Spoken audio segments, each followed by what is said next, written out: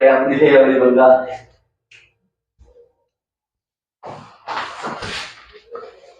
भाई आज की क्लास स्टार्ट करते हैं। Aggregate demand and it's component. ठीक है, निकाल लो कॉपी, निकाल लो अपनी, सब कॉपी निकाल लेंगे। तो भाई लास्ट क्लास हमने क्या पढ़ा था? लास्ट क्लास हमने पढ़ा था कि एग्रीगेट डिमांड होती क्या है।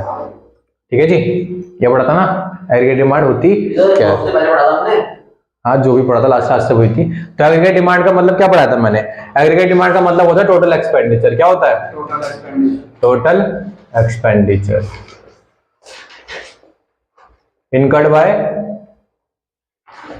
incurred by all sector of an economy, है ना? एग्रीगेट डिमांड का मतलब क्या पढ़ा था हमने? इसका मतलब होता है टोटल एक्सपेंडिचर जो कि अलग अलग सेक्टर है जो हमारे देश में कौन कौन से प्राइमरी, सेकेंडरी, टर्सरी है ना, और हाउस अलग और भी 4 सेक्टर है, जैसे कि हाउस होल्ड हो गया, और प्रोड्यूसर हो गया, गवर्नमेंट हो गई और नेट एक्सपोर्ट हो गया। तो ये सारे सेक्टर जो मिलके जो भी खर्चा करते हैं उसे बोलते हैं एग्रीगेट डिमांड। क्या बोलते हैं? Aggregate demand. मतलब ये सब मिलके जितनी भी डिमांड करते हैं गुड्स एंड सर्विसेज की और उन पे खर्चा करते हैं, तो इसलिए इसको नाम बोलते हैं एग्रीगेट डिमांड। क्या बोलते हैं? Aggregate demand. ये हमने पढ़ा था। फिर हमने लास्ट क्लास में पढ़ा था कि जो 4 सेक्टर ऑफ एन इकोनॉमी वो कौन कौन से हैं जो डिमांड करते हैं। 4 सेक्टर ऑफ एन इकोनॉमी, इसमें सबसे पहला जो नाम लिखा था वो हमने क्या पढ़ा था? कंज्यूमर, प्राइवेट कंजप्शन, हाँ, कंजप्शन एक्सपेंडिचर। ठीक है, सबसे पहला जो था वो था कंजप्शन एक्सपेंडिचर। ठीक है, प्राइवेट कंजप्शन एक्सपेंडिचर या फिर हाउस होल्ड कंजप्शन एक्सपेंडिचर। ठीक है, तो इसमें क्या पढ़ा था हमने? इसके अंदर पढ़ा था कि जो हाउस होल्ड है, मतलब जो आम आदमी है, वो कंजप्शन करता है। क्या करता है? कंजप्शन। कंजप्शन मतलब चीजों को यूज करता है, तो यूज करने के लिए उसे वो खरीदनी पड़ती है चीजें, तो उस पर होने वाला खर्चा उसे बोलते हैं कंजप्शन एक्सपेंडिचर। क्या बोलते हैं? Consumption expenditure. जो भी वो खर्चा करते हैं किसी भी गुड्स एंड सर्विस को कंज्यूम करने के लिए उसे बोलते हैं कंजप्शन एक्सपेंडिचर। ये हमने पढ़ा था लास्ट क्लास में। फिर हमने क्या पढ़ा था? दूसरा जो सेक्टर होता है वो कौन सा होता है? Investment expenditure. ठीक है जी, हमने पढ़ा था इन्वेस्टमेंट एक्सपेंडिचर जिसको हम बोलते हैं आई। ठीक है, और कंजप्शन एक्सपेंडिचर को सी बोलते थे। तो आई मतलब क्या होता है? इन्वेस्टमेंट एक्सपेंडिचर का मतलब होता है खर्चा करना है, एक्सपेंडिचर करना है ऑन कैपिटल गुड्स। ठीक है, कौन से गुड पे? कैपिटल गुड्स पे। Expenditure on the purchase of capital goods, purchase of capital goods by producer. ठीक है, ये मैंने पढ़ा था कि इन्वेस्टमेंट एक्सपेंडिचर का मतलब क्या होता है कि कैपिटल गुड पे खर्चा करना है। खर्चा कौन करता है? प्रोड्यूसर, है ना? क्योंकि जो कैपिटल गुड होंगे वो कौन से गुड होंगे? जो हमारे आगे चल के फ्यूचर में इनकम जनरेट करके देंगे, है ना? जैसे मशीनरी हो गया, लाइक मशीनरी, तो मशीनरी जो होगा वो प्रोड्यूसर खरीदेगा और मशीनरी से क्या बनाएगा? गुड्स बनाएगा और उसे बेचेगा। तो वो उसकी इन्वेस्टमेंट हुई ना, उसने मशीनरी कंज्यूम थोड़ी करी है, उसने मशीनरी का इस्तेमाल कर रहा है और कंजप्शन और वो करने के लिए, प्रोडक्शन करने के लिए। ठीक है, तो इसलिए इसको क्या बोलते हैं? Capital good. क्या बोलते हैं? कैपिटल गुड, मशीनरी को। और इन्वेस्टमेंट एक्सपेंडिचर क्यों बोला जाए? क्योंकि ये एक तरह से उसकी इन्वेस्टमेंट है जो उसको फ्यूचर में क्या करेगी? प्रॉफिट जनरेट करके देगी। ठीक है, मशीनरी जो उसको प्रॉफिट जनरेट करके देगी। फिर तीसरा जो सेक्टर था वो कौन सा था? गवर्नमेंट, है ना? गवर्नमेंट, जिसको बोलते हैं जी। ठीक है, गवर्नमेंट क्या करती है? गवर्नमेंट 2 तरह के खर्चे करती है, एक करती है कंजप्शन एक्सपेंडिचर और एक करती है कौन सा? इन्वेस्टमेंट एक्सपेंडिचर, है ना? गवर्नमेंट का कंजप्शन एक्सपेंडिचर और गवर्नमेंट का इन्वेस्टमेंट एक्सपेंडिचर। ठीक है, गवर्नमेंट का कंजप्शन एक्सपेंडिचर मतलब expenditure on the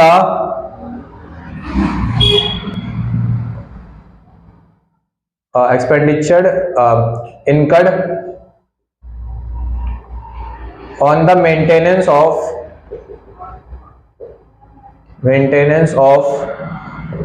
the law and order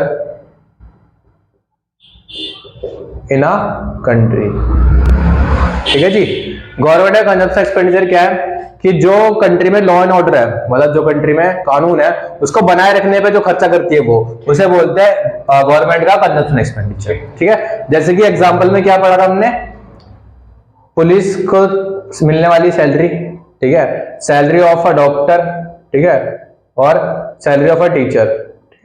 जो भी गवर्नमेंट हॉस्पिटल में काम करते हैं, जो भी गवर्नमेंट स्कूल में काम करते हैं, उन सबको मिलने वाली जो सैलरी है वो गवर्नमेंट की कंजप्शन एक्सपेंडिचर हुआ। कौन सा एक्सपेंडिचर हुआ?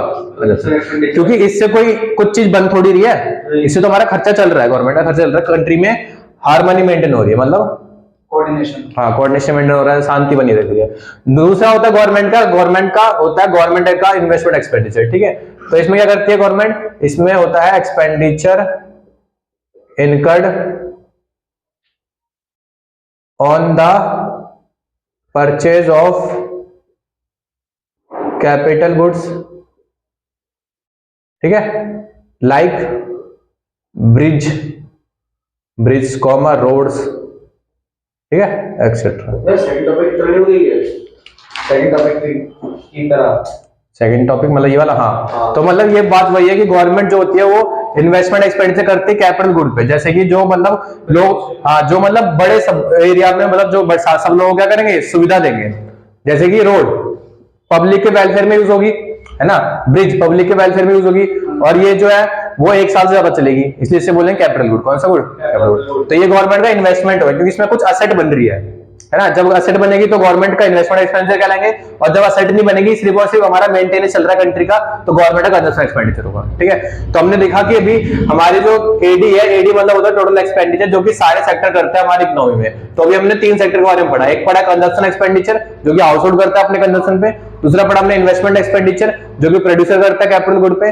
तीसरा हमने पढ़ा गवर्नमेंट एक्सपेंडिचर, जो कि 2 तरह का होता है, government consumption expenditure and government investment expenditure. Government consumption expenditure मतलब भैया वो एक्सपेंडिचर जो कि गवर्नमेंट करती है लॉ एंड ऑर्डर को मेंटेन करने के लिए, है ना, जैसे कि पुलिस को देने वाली सैलरी, डॉक्टर को मिलने वाली सैलरी, टीचर को मिलने वाली सैलरी। तो इससे कोई एसेट तो बन नहीं रहा, बस हमारी कंट्री में लॉ एंड ऑर्डर मेंटेन रह रहा है, व्यवस्था सही चल रही है।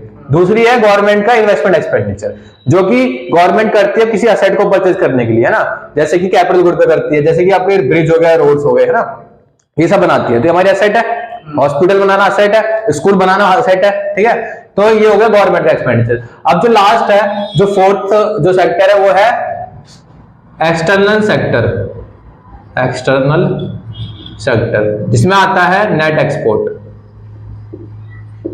ठीक है जी। एक्सटर्नल सेक्टर जिसमें आता है नेट एक्सपोर्ट, ठीक है। तो एक्सटर्नल सेक्टर मतलब ये तो हमारी कंट्री के अंदर थे तीनों लोग, है ना, कंज्यूमर, प्रोड्यूसर और गवर्नमेंट। अब कंट्री से बाहर हम क्या करते हैं, एक्सपोर्ट एंड इंपोर्ट करते हैं। तो वो भी वहां पे भी तो हम डिमांड कर रहे हैं, जब दूसरी कंट्री गुड ले रहे हैं तो डिमांड कर रहे हैं ना उनके गुड की, तो वहां पे भी खर्चा हो रहा है, ठीक है। तो एक्सटर्नल सेक्टर मतलब होता है नेट एक्सपोर्ट। क्या होता है? Net export. कैसे निकालते हैं इसे? तो आप पहले पढ़ लिखोगे एक्सपोर्ट मतलब क्या होता है, तो लिखो export means demand of foreign goods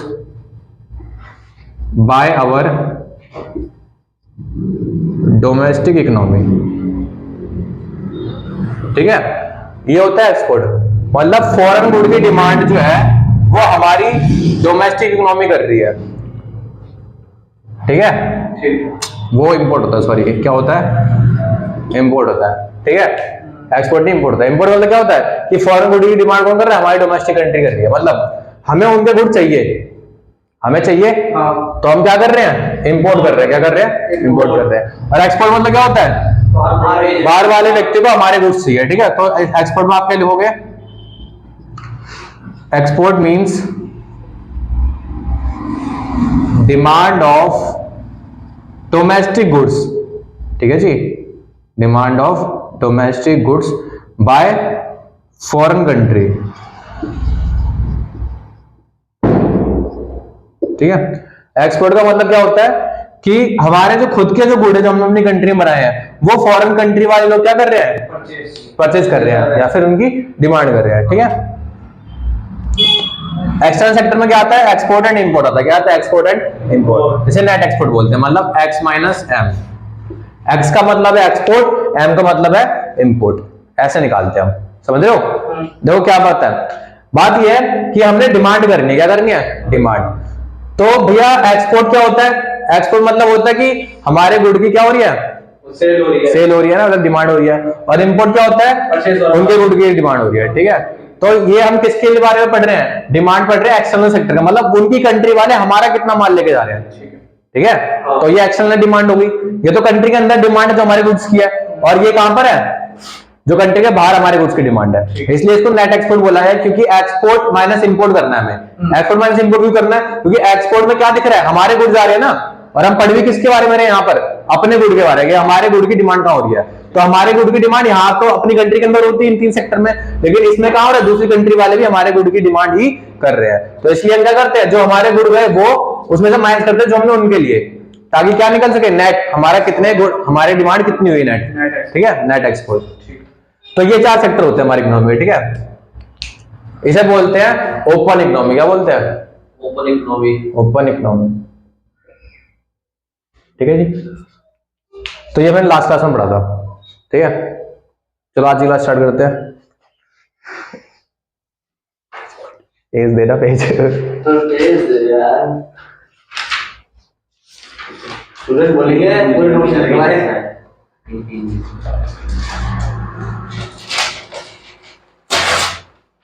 चलो आज की क्लास स्टार्ट करते हैं।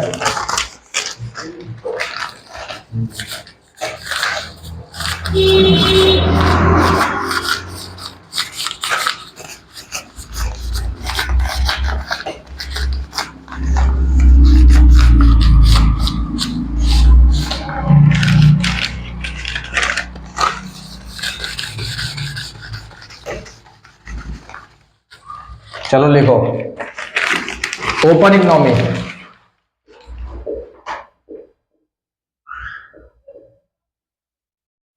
ठीक है। इसमें लिखेंगे इट इंक्लूड्स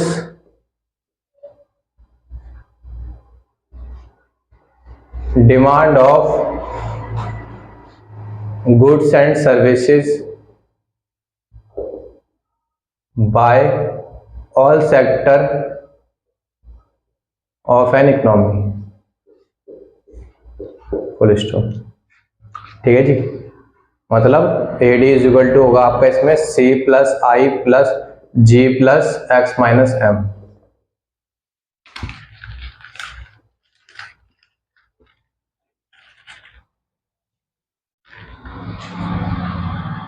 ठीक है। तो देखो इसका मतलब ओपन इकोनॉमी का मतलब क्या है? ओपन इकोनॉमी का मतलब होता है कि ये तो हमारे खुद की डोमेस्टिक कंट्री की इकोनॉमी है ना, जिसमें कंज्यूमर है, प्रोड्यूसर है और गवर्नमेंट है।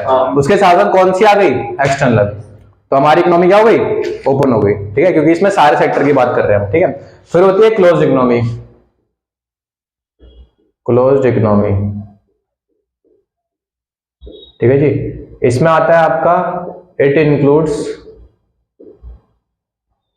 all sectors except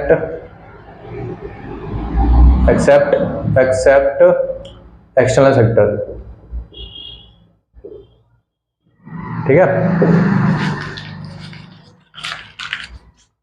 इसमें सब होता है, ठीक है, बस एक्सटर्नल सेक्टर नहीं होता, ठीक है, मतलब नेट एक्सपोर्ट नहीं होगा, ठीक है। इसे बोलते हैं क्लोज इकोनॉमी, जिसमें होता है आपका AD is equal to C plus I plus G, ठीक है।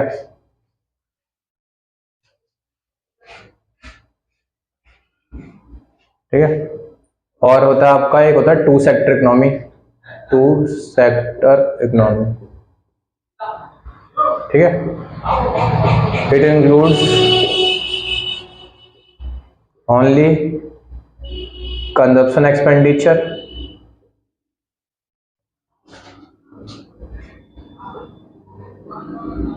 एंड इन्वेस्टमेंट एक्सपेंडिचर,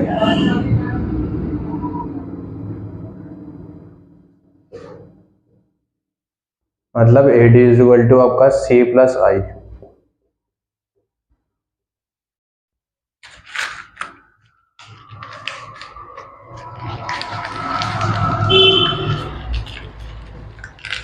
ठीक है।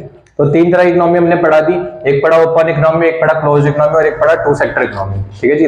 तो ओपन इकोनॉमी मतलब भैया जिसमें डिमांड करते हैं हम गुड्स एंड सर्विसेज की by all sector of an economy, मतलब हमारी कंट्री में और बाहरी कंट्री में उन सबको मिलाकर जो हमारे गुड्स की डिमांड हो रही है वो होती है ओपन इकोनॉमी में। जैसे कि होता है एडी मतलब सी plus I plus ji plus x minus M, ठीक है, मतलब कंज्यूमर का डिमांड, प्रोड्यूसर की डिमांड, गवर्नमेंट का कंजप्शन और इन्वेस्टमेंट और नेट एक्सपोर्ट मतलब एक्सपोर्ट माइनस इंपोर्ट। फिर हमने पढ़ा क्लोज इकोनॉमी। क्लोज इकोनॉमी मतलब जिसके अंदर सारे सेक्टर होता है लेकिन कौन सा नहीं होता? एक्सटर्नल सेक्टर नहीं होता, मतलब इसमें होगा सी प्लस आई प्लस जी। फिर हमने पढ़ा 2 सेक्टर इकोनॉमी जिसमें 2 सेक्टर होता है सिर्फ और सिर्फ, जो कि होता है कंजप्शन एक्सपेंडिचर और इन्वेस्टमेंट एक्सपेंडिचर, ठीक है। AD is equal to C plus I, ठीक है। चलो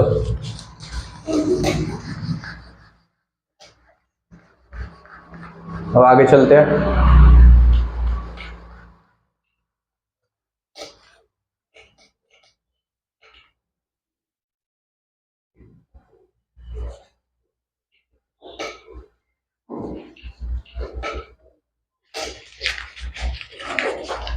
नया कंसेप्ट हेडिंग डालेंगे, कंजप्शन एक्सपेंडिचर। कंजप्शन एक्सपेंडिचर, ठीक है जी, कंजप्शन एक्सपेंडिचर, ठीक है, ब्रैकेट में लिखेंगे सी। ठीक है, लिखो इसके अंदर क्या मतलब होता है इसका। It refers to the relationship between income and consumption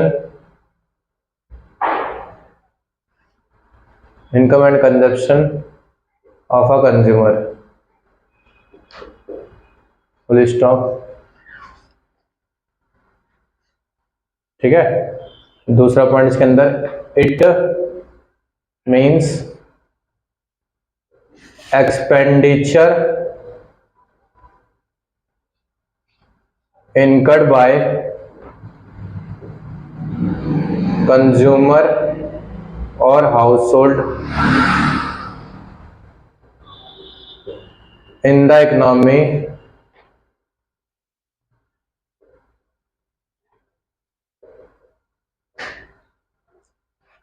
with the level of income, on consumption of goods and services।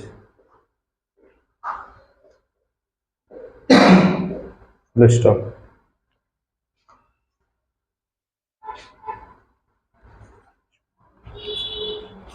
ठीक है, देखो इसका मतलब क्या है। कंजप्शन एक्सपेंडिचर का मतलब होता है ये एक रिलेशनशिप है। क्या है? रिलेशनशिप। किसके बीच में? इनकम और कंजप्शन के बीच में। इनकम और कंजप्शन के बीच में। मतलब भैया अगर आपकी इनकम बढ़ेगी तो कंजप्शन क्या होगा? बढ़ेगा। सिंपल सी बात है। अगर आपकी इनकम घटेगी तो कंजप्शन घटेगा। ठीक है, तो ये रिलेशनशिप कौन बता रहा है? कंजप्शन एक्सपेंडिचर बता रहा है। कौन बता रहा है? Consumption expenditure. जो ये क्या दिखा रहा है कि ये एक रिलेशनशिप है इनकम और कंजप्शन के बीच में। कंजप्शन बढ़ेगा। ठीक है, उल्टा कर दिया आपने, इनडायरेक्ट कर दिया। ठीक है, और समझ में आ गया कि इनकम बढ़ेगी तो कंजप्शन क्या होगा? बढ़ेगा। इनकम घटेगी तो कंजप्शन घटेगा। ठीक है, इसे बोलते हैं हम कंजप्शन एक्सपेंडिचर। ठीक है, तो देखो क्या लिखा है कि कंजप्शन एक्सपेंडिचर क्या है? कंजप्शन एक्सपेंडिचर रिलेशनशिप है between income and consumption of a consumer. ठीक है, अगर इनकम बढ़ेगी तो कंजप्शन बढ़ेगा, इनकम घटेगी तो कंजप्शन घटेगा। ठीक है, आगे देखो क्या लिखा है। इसका मतलब क्या है? इसका मतलब है कि एक्सपेंडिचर है। क्या है? एक्सपेंडिचर। कौन कर रहा है?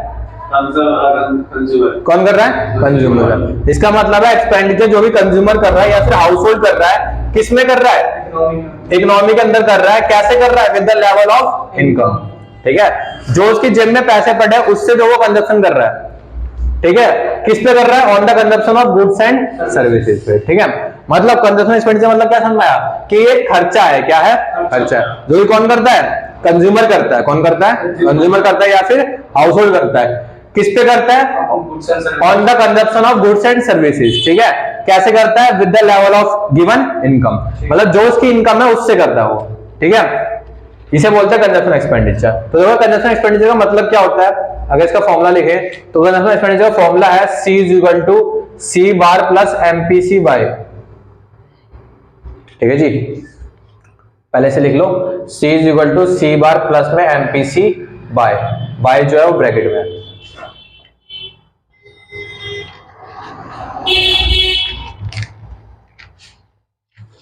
ठीक है, देखो अब इसमें क्या पता करना है हमें इसमें समझना है कि C बार का मतलब क्या है।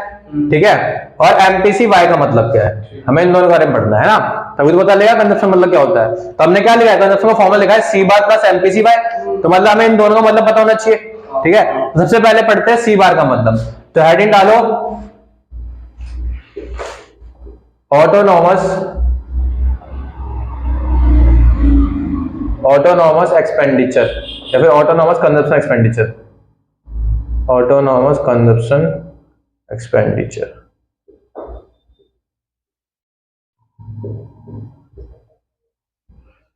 ठीक है जी, ऑटोनॉमस कंजप्शन एक्सपेंडिचर। ब्रैकेट में लिखेंगे सी बार। ठीक है, ऑटोनॉमस कंजप्शन एक्सपेंडिचर का मतलब क्या है? सी बार। अब इसका मतलब देखो क्या होता है सी बार का मतलब, तो लिखो इसके अंदर it refers to the expenditure incurred on the consumption of goods and services when income level is zero, full stop। when income level is zero मतलब भैया ये खर्चा है, पहली बात तो क्या है? खर्चा है, जो कि कौन करता है? जो कि करते हैं हम कंजप्शन पे। किस पे करते हैं? कंजप्शन पे। क्या कंजप्शन करते हैं? गुड्स एंड सर्विसेज की। तो ये एक खर्चा है जो कि हम करते हैं consumption of goods and services पर। कब करते हैं? जब हमारी इनकम जो होती है वो जीरो होती है। क्या होती है? जीरो। ये एकदम मेन पॉइंट है। जब हमारी इनकम जीरो हो, क्या हो?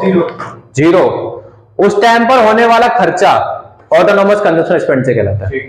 क्या कहलाता है? Autonomous consumption expenditure. समझ रहे हो? जैसे कि सोचो मेरी इनकम जीरो है, मैं कुछ नहीं कमाता। ठीक है, इनकम का मतलब होता है वाई, मैं कुछ नहीं कमाता। ठीक है, तो क्या मैं कुछ खाऊंगा? नहीं, जीने के लिए तो खाना पड़ेगा ना। तो जब हमारी इनकम जीरो होती है, क्या होती है? जीरो, तब जो हम कंजप्शन करते हैं, जैसे कि फॉर एग्जांपल 20 रुपए मैं कंजप्शन करता हूं, ठीक है, वो होता है ऑटोनॉमस कंजप्शन। क्या होता है? मतलब सी बार। क्या होता है? सी बार। मतलब ये वो खर्चा है जो कि जीने के लिए करना ही करना होता है, चाहे इनकम हो चाहे इनकम ना हो। समझ में आ गई बात? तो सोचो कि ये खर्चा कैसे करा होगा? मांगकर, उधार मांग के करा हुआ, या फिर घर वाले से पास मांगकर, या फिर मान लो आपने कभी कहीं जॉब करी हो, उससे पैसे सेव करके रखे हो, तो सेविंग से हो सकता है माइनस, है ना। तो अब जॉब चली गई हो, तो ये कहां से हो सकता है? सेविंग से भी हो सकता है। ठीक है, और लोन से भी हो सकता है, किसी भी तरीके से हो सकता है। लेकिन जो ये वो खर्चा है जब इनकम जीरो है। क्या है? जीरो। जब इनकम जीरो हो उस टाइम पर जो हम खर्चा करते हैं, कंजप्शन करते हैं, वो होता है ऑटोनॉमस कंजप्शन एक्सपेंडिचर। ठीक है, बहुत आसान बात बोली है कि जब इनकम क्या हो? जीरो हो, उस टाइम पर जो होने वाला खर्चा है उसे बोलते हैं ऑटोनॉमस कंजप्शन एक्सपेंडिचर। ठीक है, ये कैसे भी हो सकता है? पास्ट सेविंग से भी हो सकता है, मतलब पहले जो सेविंग कर रखी हुई थी उससे भी हो सकता है। ठीक है, और भी तरीके से हो सकता है, लोन वगैरह लेके। ठीक है, और भी बार लगेगा क्या? सेविंग भी बार लगेगा, सिर्फ सी तो बार होता है। अभी बताऊंगा ना, आगे चल के पढ़ेंगे तो पता चल जाएगा। फॉर्मूलास का तो सी बार मतलब समझ में आ गया ना? ये गिवन होगा क्वेश्चन में कितना है। ठीक है, आप निकाल भी सकते हो कि जहां पर इनकम जीरो हो उसको होने वाला खर्चा वो ऑटोनॉमस कंजप्शन है। अब मूव करते हैं एमपीसी वाई का मतलब क्या है। ठीक है, तो लिखो, हेडिंग डालो, मार्जिनल प्रोपेंसिटी टू कंज्यूम। ठीक है जी, ब्रैकेट में लेंगे MPC, marginal propensity to consume. ठीक है, अब हमें ये पढ़ना है कि ये एमपीसी का मतलब क्या है। तो इसकी फुल फॉर्म होती है मार्जिनल प्रोपेंसिटी टू कंज्यूम। ठीक है जी, M for marginal, P for propensity और सी फॉर कंज्यूम। चलो इसका मतलब लिखेंगे, लिखो, it refers to the ratio between change in income, या फिर it refers to the ratio between change in consumption due to change in income, due to change in income, full stop। ठीक है जी, देखो क्या लिखा है मैंने, ये एक रेशियो है। क्या है? रेशियो है। किस किस के बीच में? चेंज इन कंजप्शन और चेंज इन इनकम के बीच में। मतलब मतलब अगर इसका फॉर्मूला लिखूं तो फॉर्मूला ये है, MPC is equal to change in consumption divide by change in income. ठीक है, ये मतलब है इस बात का। मतलब देखो क्या है, अगर मैं समझाना चाहूं क्या मतलब है इस बात का, एक टेबल बनाएंगे छोटा सा, नोट करना समझाने के लिए समझा रहा है कि नोट करना है। ये तो अभी नोट नहीं करना है, तो मैं समझा रहा हूँ नॉर्मल, बस देख लो इधर। तो भाई देखो क्या है, इधर है सी, इधर है वाई। क्या है? वाई। सी मतलब क्या है? कंजप्शन एक्सपेंडिचर, और वाई मतलब क्या है? इनकम। ठीक है, तो पहली बात हमारी इनकम जीरो थी, कितनी थी? जीरो। तो फॉर एग्जांपल मैंने 20 कंजप्शन करा, कितना करा? 20। तो ये कौन सा कंजप्शन होगा? ये ऑटोनॉमस कंजप्शन एक्सपेंडिचर। ठीक है, जब इनकम जीरो होती है उसको होने वाला कंजप्शन होता है ऑटोनॉमस कंजप्शन एक्सपेंडिचर। अब भैया हमारी इनकम बढ़ गई, मान लो हमारी इनकम हो गई 50, कितनी हो गई? 50। ठीक है, तो हमारा कंजप्शन भी चेंज होगा। तो मतलब मान लो हमारा कंजप्शन हो गया 30, कितना हो गया? 30। फिर मान लो हमारी इनकम और बढ़ गई, वो हो गई फॉर एग्जांपल 70, कितनी हो गई? 70। और हमारा कंजप्शन भी हो गया 35, कितना हो गया? 35। फिर हमारी इनकम और बढ़ गई, फॉर एग्जांपल हमारी इनकम हो गई आपकी 110, कितनी हो गई? 110। तो हमारा कंजप्शन भी बढ़ गया, जो कि हो गया आपका हो गया मान लो 50, कितना हो गया? 50। तो देखो क्या दिख रहा है यहाँ पर कि चेंज, आपने हमने क्या पढ़ा? एमपीसी का मतलब क्या होता है? Change in consumption divide by change in income. मतलब कंजप्शन में कितने का चेंज आ रहा है? 10 का। और इनकम में 50 का। जीरो थी ना, 0 50 का अंतर। तो एमपीसी कितना आएगा? एमपीसी आएगा आपका 10/50। ठीक है, ये ठीक है, तो आपका आएगा 0.2। ठीक है, फिर आगे चलो, आगे क्या देख रहे हो आप? दोबारा चेंज आया है, तो चेंज कितना है? एमपीसी निकालने के लिए फॉर्मूला क्या है? चेंज इन कंजप्शन कितना है? 5 का, और इनकम में 20 का। तो ऐसे निकालेंगे। ठीक है, ठीक है, 0.25। तो देखो क्या मतलब है, मतलब ये है कि भैया जब जब हमारी इनकम में इनकम बढ़ेगी, इनकम क्या होगी? बढ़ेगी, तो उसके साथ साथ हमारा कंजप्शन भी तो बढ़ेगा। तो जितने से इनकम बढ़ रही है और जितने से कंजप्शन बढ़ रहा है, उसके बीच का जो रेशियो है उसे बोलते हैं एमपीसी। क्या बोलते हैं? समझाया? सिंपल सी बात है कि अगर हमारी इनकम बढ़ेगी तो हमारा कंजप्शन तो बढ़ेगा ही ना। तो जो हमारा चेंज इन कंजप्शन हो रहा है, क्यों हो रहा है? कंजप्शन क्यों बढ़ रहा है? क्योंकि इनकम बढ़ रही है ना। तो इन दोनों के बीच की जो रेशियो है उसे बोलते हैं एमपीसी। क्या बोलते हैं? एमपीसी। समझ रहे हो? मतलब ये वाला खर्चा जो सी बार है वो तो होगा ही होगा, 20 तो वही होगा, और जो इसके अलावा जो खर्चा हो रहा है वो किसकी वजह से हो रहा है? इनकम बढ़ने की वजह से हो रहा है ना। तो इसीलिए पहले वो वाला जोड़ेंगे जो जीरो लेवल पर है, फिर जैसे जैसे इनकम बढ़ रही है वैसे वैसे जो जो हमारा कंजप्शन बढ़ रहा है उसे जोड़ते जाओ, उसे बोलते हैं एमपीसी। क्या बोलते हैं? एमपीसी। तो हम कैसे निकालेंगे? फॉर्मूले में कैसे पुट करेंगे? फॉर्मूले में पुट करेंगे C इज इक्वल टू होगा आपका C बार प्लस में एमपीसी वाई। ये है पहले केस में। देखो अगर मैं केस में देखूं इस वाले में, अगर मैं इन्हीं में देखूं दोनों में, है ना, तो पहले में सी, इस पूरे सिचुएशन में अगर बात करी जाए तो सी बार कितना है? 20 ही होगा, क्योंकि इनकम जीरो तो एक ही बार है, तो सी बार कितना होगा? 20। ठीक है। एमपीसी वाई अगर मैं इस मॉडल में देखूं तो कितना? 0.2।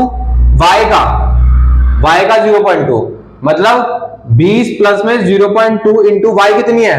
50 है ना इस वाले केस में, तो 50 का, तो 20 इंटू 50 का 0.2 कितना होता है? 10। तो कितना आएगा? 30। तो सी कितना आया? 30। और यहाँ पे भी सी कितना है? 30। ठीक है, तो सी कैसे निकलता है? वाई तो जो गिवन है वो वाला लेना है ना। इधर वाले में वाई ये लोगे, जब ये वाला करोगे तो ये वाला वाई लोगे, जब ये वाला लोगे तो ये वाला वाई लोगे। जिसके सामने वाला कंजप्शन उसके सामने वाला वाई लोगे ना। कंजप्शन 20 लिया है तो मैं जीरो लेने के हिसाब से देखा जाए तो